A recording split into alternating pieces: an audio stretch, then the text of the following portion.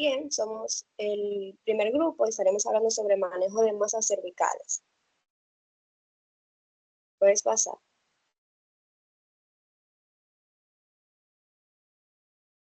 El grupo está compuesto por Melina, Nicole, Andreina, Vanessa, Luisa, Mirelis y pues quien le habla, Roendi.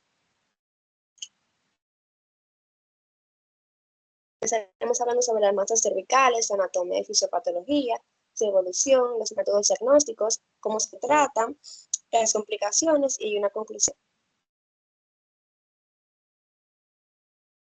Bien, para introducir, vamos a empezar con una introducción de las masas. Puedes pasar.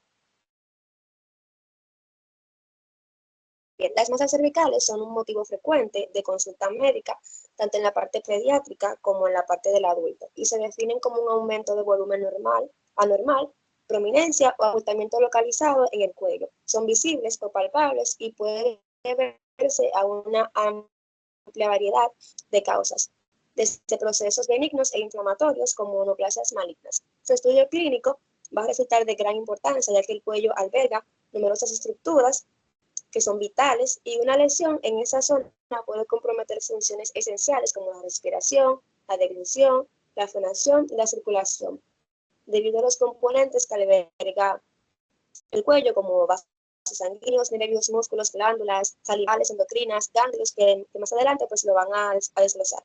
Y debido a esta complejidad, pues una masa cervical puede originarse de cualquiera de estos tejidos y representar la extensión de una enfermedad sistémica o metastásica. Desde el punto de vista clínico, semiológico, las masas cervicales se van a dividir en tres grupos según su etiología, en congénitas o del desarrollo. Esas son presentes desde el nacimiento o la infancia, como el quiste tirogloso, los quistes branquiales, los higromas quísticos y los dermoides. Estas lesiones suelen ser benignas y de crecimiento lento. Tenemos las inflamatorias o infecciosas, son las más comunes en niños y adolescentes, son resultantes de una infección bacteriana o virales que provocan linfadenopatías reactivas o abscesos cervicales. En adultos, pues ya pueden deberse a otros procesos, como infecciones, también crónicos, como la tuberculosis ganglionar. Y las neoplasias, que van a comprender tanto tumores benignos como los adenomas, y malignos como los linfomas o carcinomas. También en los adultos mayores de 40 años, cualquier masa cervical pues debe considerarse neoplásica hasta que se demuestre pues lo contrario. Para definir brevemente, ya que más adelante lo van a desglosar, el diagnóstico hay que hacer una historia clínica detallada, una buena exploración física, para analizar la localización, la consistencia, la movilidad, la sensibilidad de la masa, también utilizar estudios de imagen como ecografía, también tomografía, resonancia magnética, para poder así definir sus características estructurales y de extensión. Y en casos más sospechosos o más graves, pues la cirugía. Y para tratarlas, pues va a depender ya de su etiología, como ya describimos. En caso de que sea infecciosa, pues va a haber antibiótico o drenajes. En caso de cirugía, también resistencia quirúrgica. Y si son neoplásicas, pues ya debe haber un protocolo específico más abarcado, como es el oncológico, también con radioterapia o quimioterapia. Mi compañera que continúa.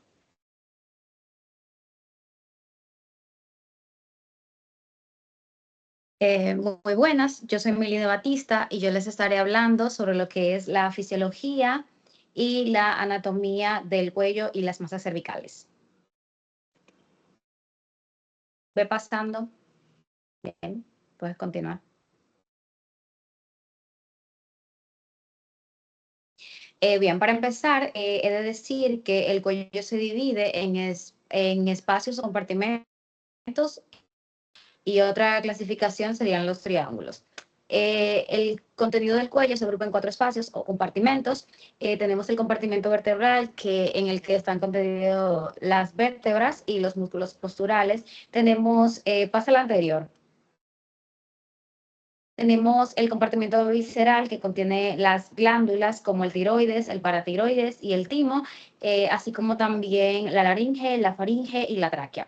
Y tenemos 2 compartimentos vasculares bilaterales, que están compuestos por el paquete vasculonervioso con la arteria carótida común, la yugular interna y el nervio vago. La protección de cada una de las partes del cuerpo y su movilidad están proporcionadas por las vértebras y los músculos del cuello. También el cuello está dividido en triángulos. Tenemos dos triángulos principales, que es el triángulo anterior y el triángulo posterior. Asimismo, estos se subdividen en otros más. El triángulo anterior del cuello vemos que está delimitado por el borde anterior del músculo esternocleidomastoideo, el borde inferior de la mandíbula y la línea media del cuello. Este triángulo se puede subdividir asimismo en el triángulo submandibular, el triángulo submentoniano, el triángulo muscular y el triángulo carotidio. Por otro lado, tenemos el triángulo posterior, el cual se encuentra delimitado por el borde posterior del músculo esternocleidomastoideo, el borde anterior del músculo trapecio y el tercio medio de la clavícula. Este triángulo, a su vez, se puede subdividir en un triángulo occipital y un triángulo homoclavicular. Puede continuar. Una parte importante de lo que es la anatomía del cuello son sus músculos. Estos músculos se pueden así dividir por el espacio o triángulos en los que están contenidos, como músculos del triángulo anterior y músculos del triángulo posterior. Los músculos del triángulo anterior asimismo están divididos en músculos suprayoideos y músculos infrayoideos en cuanto a la relación que tienen con el hueso ioides. Los músculos suprayoideos son el músculo estiloioideo, el digástrico, el miloioideo, el genioideo, y estos se encuentran superior al hueso ioides, y la función de estos músculos es elevar el hueso ioides durante la deglución. Los músculos infrayoideos son el homoioideo, el esternoioideo, el tiroioideo y el esternotiroideo. Estos se encuentran, como su nombre lo dice, inferior al hueso ioides, y su función es deprimir el hueso ioides. Hablando un poquito más sobre el hueso ioides, el triángulo posterior es contiguo a la extremidad superior, y este contiene los músculos esternocleidomastoideo, el trapecio, el espleno de la cabeza, el elevador de la escápula, el homoioideo, así como los músculos escalenos anterior, medio y posterior. Ya pasando al hueso ioides, este es el único hueso del cuerpo el que no está unido a otro hueso.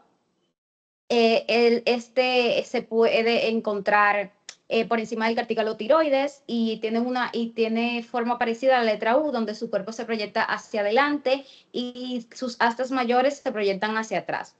Este hueso se encuentra adherido superiormente al suelo de la cavidad oral, inferior a la laringe y posterior a la faringe. En cuanto a la función del hueso ioides, su función principal es servir como punto de apoyo y anclaje de los músculos y tejidos blandos del cuello. Ya ahora sí vamos a pasar a las masas cervicales. Puede pasar.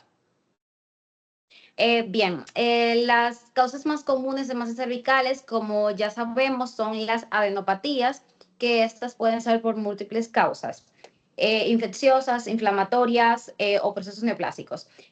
También otras causas de masas en el cuello son causas malignas, como el cáncer, tumores primarios de la cabeza del cuello, o también pueden ser cánceres metastásicos, donde los ganglios pueden estar inflamados y pueden provenir de tumores distantes, por ejemplo, de cáncer de pulmón, colon o próstata, a través de la metástasis. Las masas cancerosas suelen ser firmes o duras y fijas al tejido subyacente, especialmente en pacientes mayores, y estas también suelen ser indoloras. Otra causa de masas en el cuello son los trastornos congénitos. De los trastornos congénitos, el más común es el quiste del conducto tirogloso, que es una masa que está ubicada en la línea media, típicamente aparece en la niñez o en la adolescencia. También tenemos el quiste branquial y el quiste dermoide o sebáceo. Otras causas de masas en el cuello, tenemos bocio, que es el agrandamiento difuso o nodular del tiroides, tiroiditis subaguda, y también podemos tener glándulas salivales inflamadas. Puedes continuar.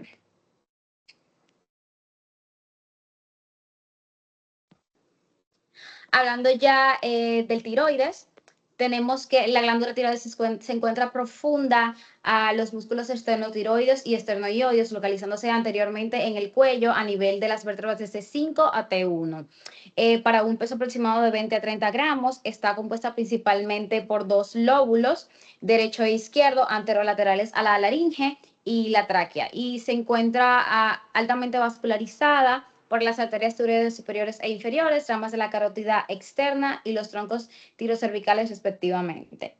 La glándula tiroides está rodeada por una cápsula de tejido conjuntivo que forma tabiques y divide estos lóbulos en lobulillos, constituidos por folículos tiroides, que es la unidad estructural del tiroides. Cada folículo es una cavidad esférica con un epitelio cúbico simple compuesto por células foliculares, que son las encargadas de producir la T3 y T4, y células parafoliculares o células C, que estas son encargadas de producir calcitonina. Puede pasarla. La glándula tiroides puede agrandarse anormalmente y a esto se le conoce como bocio. Algunos bocios son difusos, donde toda la glándula está agrandada, y los otros bocios son nodulares, como había comentado, que significa que una parte de la glándula está agrandada o que tiene uno o varios nódulos. Los nódulos tiroides son masas o protuberancias en la glándula tiroides. La mayoría son benignos, pero de un 10 al 15% pueden ser malignos. Algunos producen exceso de hormona tiroides, que lo que puede producir hipertiroidismo y los síntomas comunes de este. La mayoría son asintomáticos, pero hay un riesgo de malignidad cuando los nódulos son sólidos y con poco contenido coloidal. Los síntomas en su mayoría son por la presión cervical que estos ejercen, que puede ser ronquera, disfagia o dificultad respiratoria. Cuando son hiperfuncionales, causan hipertiroidismo, y los factores de riesgo para ellos son sexo femenino, exposición a radiación y síndromes genéticos. Puede pasar. Entre las masas específicas del tiroides tenemos los cánceres del tiroides. El más común es el cáncer papilar, el cual es un cáncer de las células foliculares. Es el más frecuente, un 80%, y suele afectar solamente a un óvulo y suele ser de crecimiento lento. Este puede diseminarse por los ganglios linfáticos y su pronóstico con tratamiento es muy bueno. Tenemos también el cáncer folicular, que es el segundo más frecuente, también de las células foliculares, pero este es menos común. Rara vez tiene metástasis a ganglios, pero puede hacer metástasis a huesos o pulmón. También tenemos el cáncer de las células de Hurel, que es una variante folicular, y este tiene mayor riesgo de diseminación linfática. También tenemos el cáncer medular, que este es el cáncer de las células C, que son productoras de calcitonina, como había dicho, y está asociado a síndromes genéticos. Es de 25% de carácter familiar y el pronóstico es reservado o intermedio. Y por último tenemos el cáncer anaplásico, que es poco diferenciado, es muy agresivo y de rápido crecimiento, tiene por lo general un mal pronóstico y es de difícil tratamiento. Eso es todo por mi parte, por masas del tiroides y de la región cervical.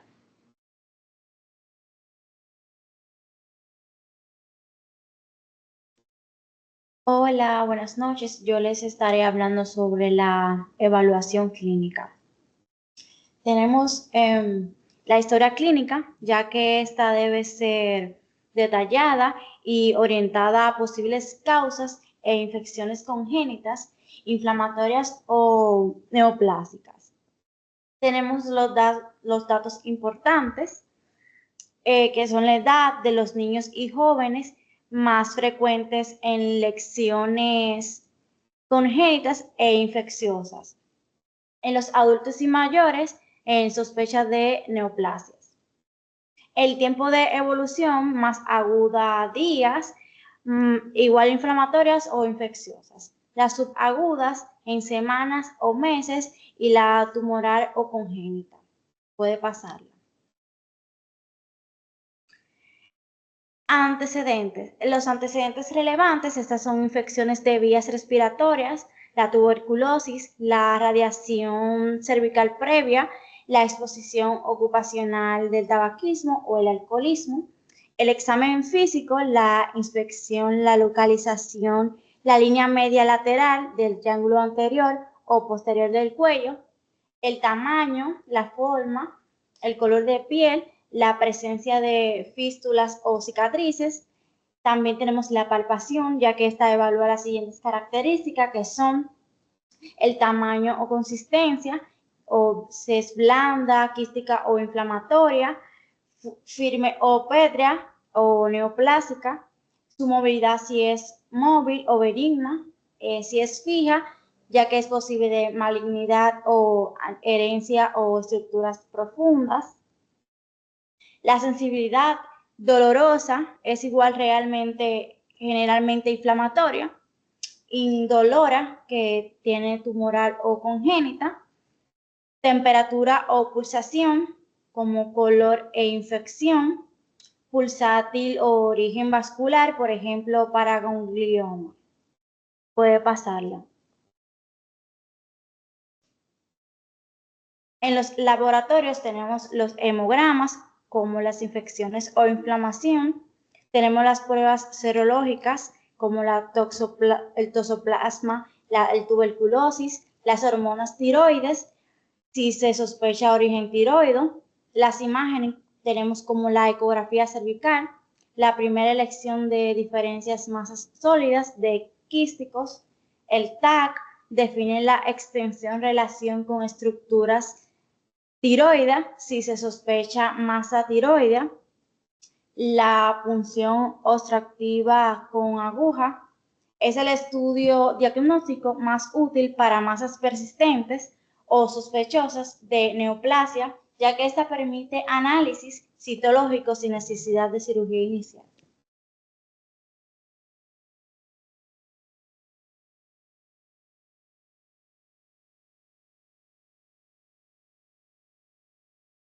Bien, yo les estaré hablando acerca de los métodos diagnósticos.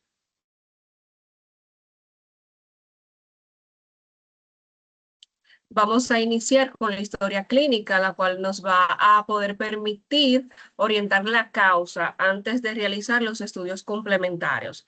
Y se prosigue con el examen físico, donde se va a evaluar su tamaño, su consistencia, la movilidad, entre otras cosas.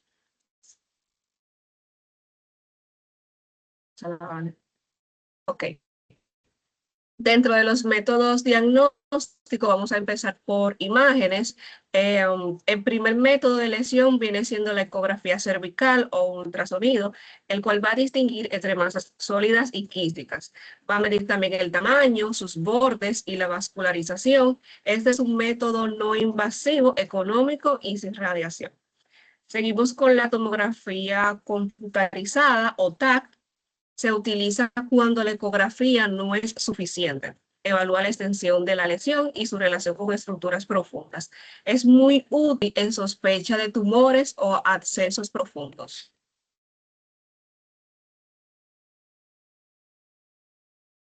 También está la resonancia magnética, la cual brinda mayor detalle de tejidos blandos. Se usa para poder valorar compromisos nerviosos o vascular y en planeación quirúrgica. Es ideal para pacientes que no pueden recibir el medio de contraste.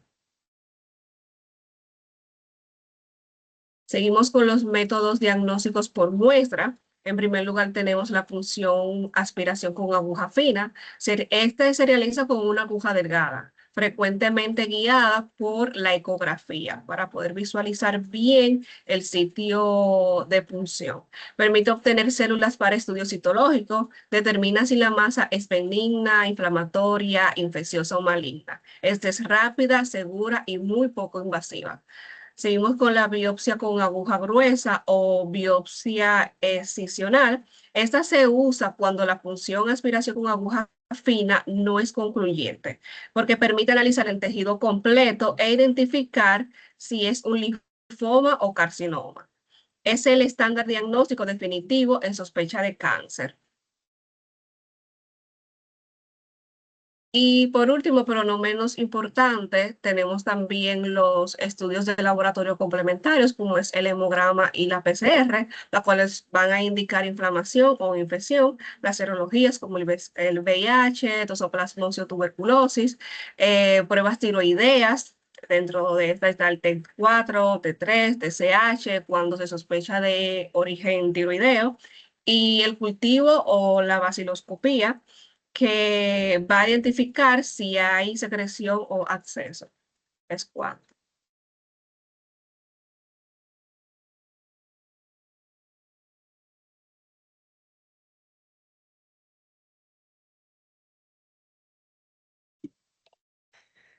Buenas, mi nombre es Vanessa Castillo. Le voy a estar hablando sobre el manejo y el tratamiento de las masas cervicales.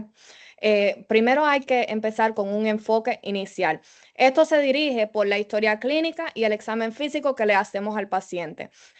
Cuando le estamos haciendo el examen, le valoramos el tiempo de la evolución de la patología por qué ellos vinieron, la consistencia y la movilidad y los signos sistémicos que presenta este paciente. Algunos métodos diagnósticos que había dicho mi compañera anterior, ella mencionó una ecografía del cuello, que es un estudio inicial recomendado para ver lo que tiene el paciente. También se puede hacer la punción aspirativa con aguja fina, que es un método clave para este diagnóstico. También una tomografía axial o una radiomagnética también se requieren para ver una mejor definición de la anatomía del paciente si hay una sospecha de malignidad. Aquí están los indicadores principales de una sospecha de malignidad, que es mayormente lo que estamos mirando cuando tenemos pacientes con masas en el cuello. Estamos pensando posiblemente una infección, una malignidad. Hay que fijarse si el paciente tiene una masa dura, fija o indolora cuando le está dando el historial clínico, y también cuando estamos haciendo el examen físico del paciente hay que fijarse y hay que palpar adecuadamente el paciente para ver si está dura, fija, la consistencia de esa masa. Hay que medir el tamaño. Si la masa tiene un tamaño mayor de 3 centímetros, es algo que hay que revisar adecuadamente, porque mientras más grande la masa puede ser maligna. Hay que también revisar la persistencia de la masa, porque el tiempo que dura la masa, si dura más de 6 semanas, también hay sospecha de algún proceso infeccioso que hay que examinar. También hay que ver si la localización es supraclavicular, para también examinar al paciente si tiene algún problema vascular que le está obstruyendo esa masa en el cuello. Algunos síntomas asociados que le puede presentar su paciente vienen a ser disfonía, que no puede hablar bien por la masa que tiene, disfagia, que no puede tragar bien, una pérdida de peso. Si es algo maligno, el paciente muchas veces presenta una pérdida de peso. También, si el paciente presenta sudoración nocturna, podemos estar pensando en un proceso tiroideo, como hemos mencionado. Todas estas listas son indicadores que indican que el paciente necesita que le hagan más exámenes para revisar a ver si es una malignidad que está presentando o un proceso infeccioso. En resumen, básicamente lo que se le puede hacer son los exámenes diagnósticos al paciente, la punción con aguja fina, una ecografía para orientar nuestro diagnóstico. Se le aplican antibióticos al paciente si es una etiología infecciosa, como una linfadenitis viral o un absceso cervical. Se le aplica antibiótico. Muchas veces lo que hay que hacer es una intervención quirúrgica, que mi compañera va a estar abundando eso en el próximo slide. Y también hay que tener un manejo oncológico si viene a ser una masa que se sospecha que tenga alguna malignidad. Esto es todo por mi parte. Se lo paso a Mireli, que le va a decir un poco más sobre los tratamientos para estas patologías. Gracias.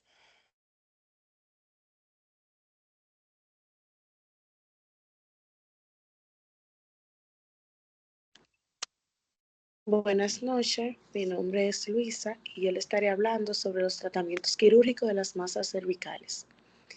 Tenemos 5 y el número 1 son los quistes congénitos y anomalías del desarrollo. Este se divide en 3. ¿Puede pasar la...?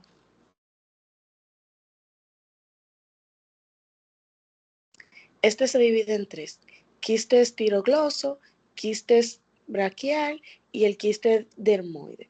El tratamiento del quiste tirogloso es una cirugía mediante un procedimiento de Strong que consiste en resección completa del quiste, extirpación del conducto tirogloso hasta el foramen secum y resección del segmento central del hueso hioide. Este tiene como objetivo evitar una recurrencia. En caso del quiste braquial, este es más frecuente en el segundo arco braquial y su tratamiento sería esterecsis quirúrgica completa del quiste y del trayecto fistuloso. Si hay una infección aguda, primero se trata con antibióticos y drenaje y la cirugía se realizaría después.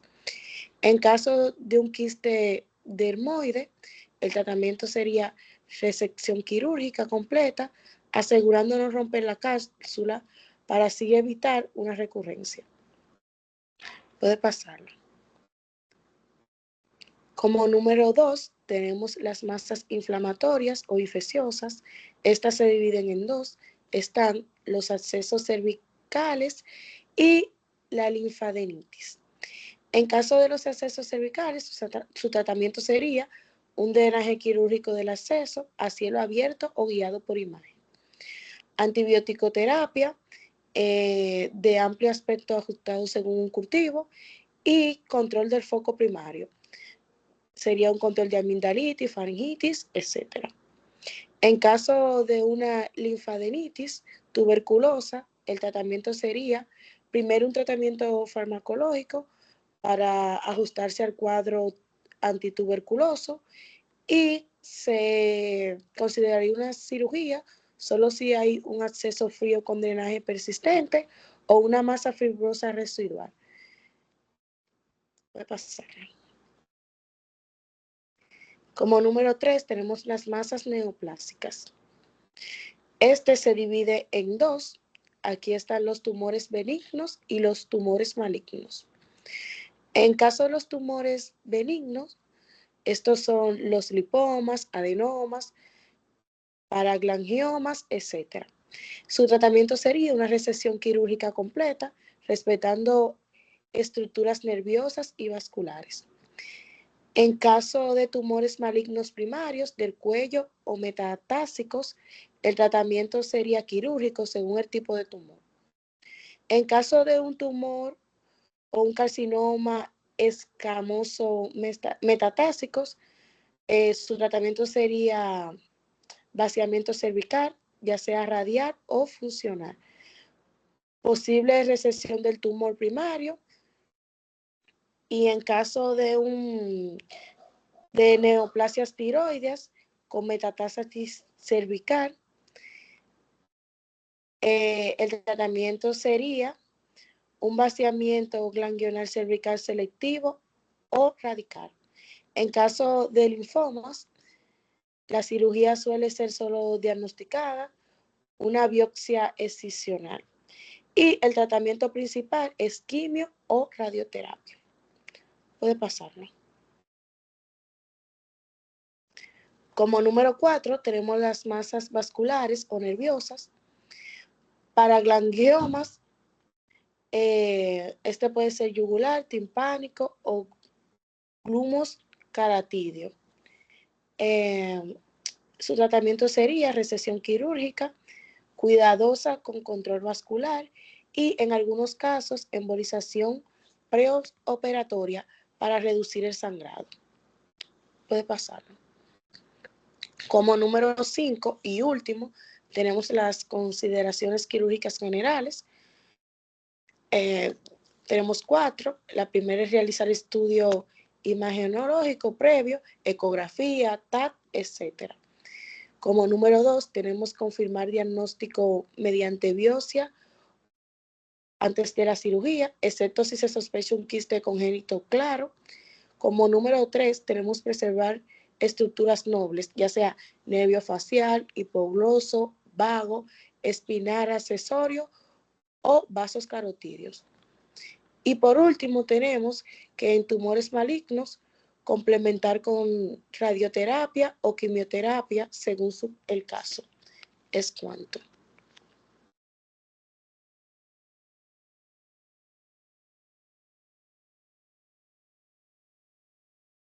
Bien, muy buenas noches. Mi nombre es Mirelis Castillo y en el día de hoy les estaré hablando acerca de las complicaciones y del manejo postquirúrgico de las masas cervicales.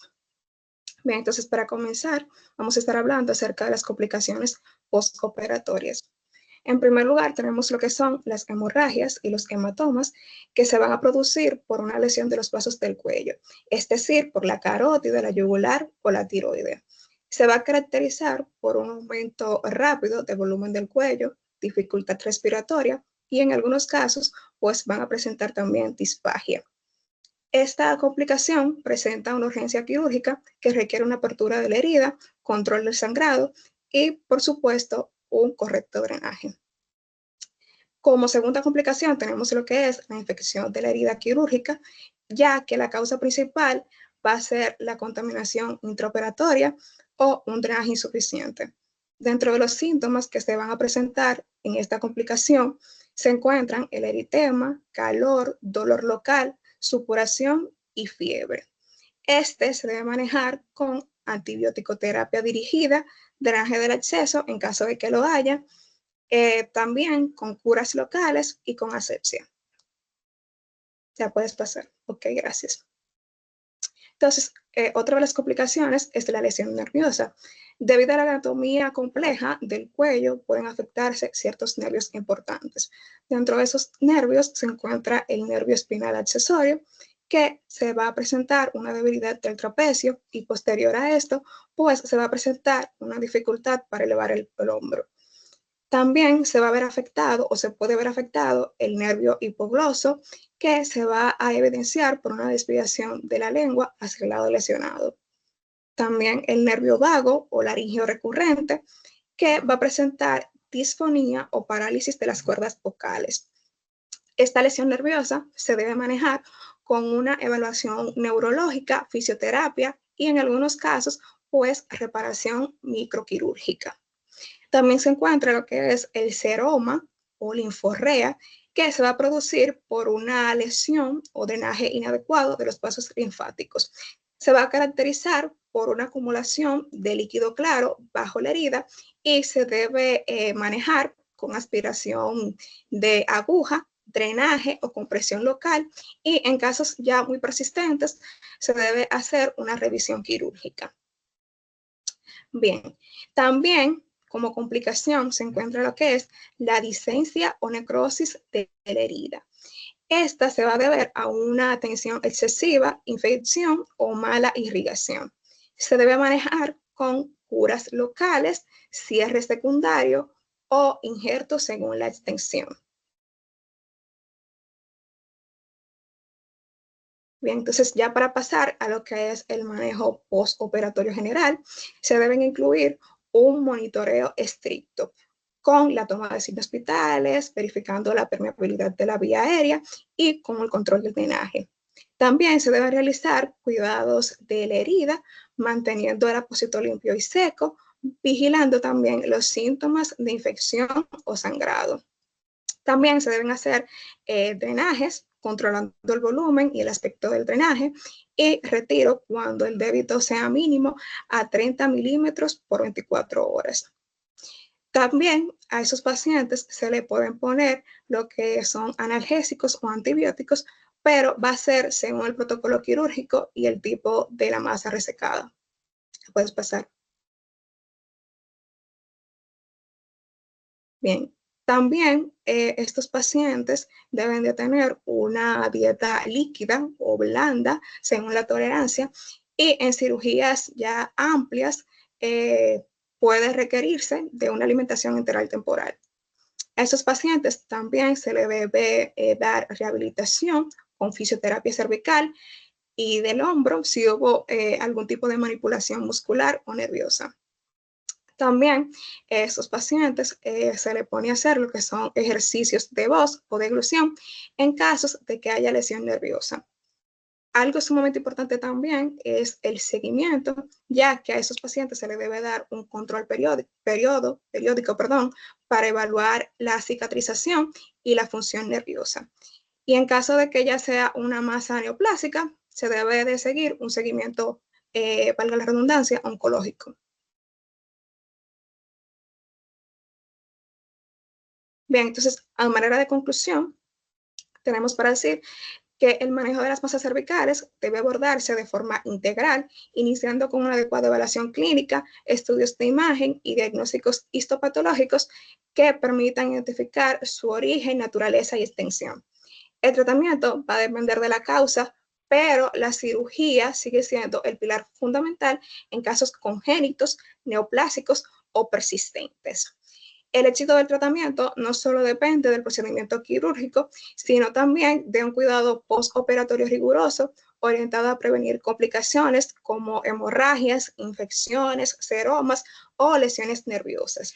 La vigilancia estrecha, el control del dolor, la adecuada higiene de la herida y la rehabilitación funcional son esenciales para una recuperación completa.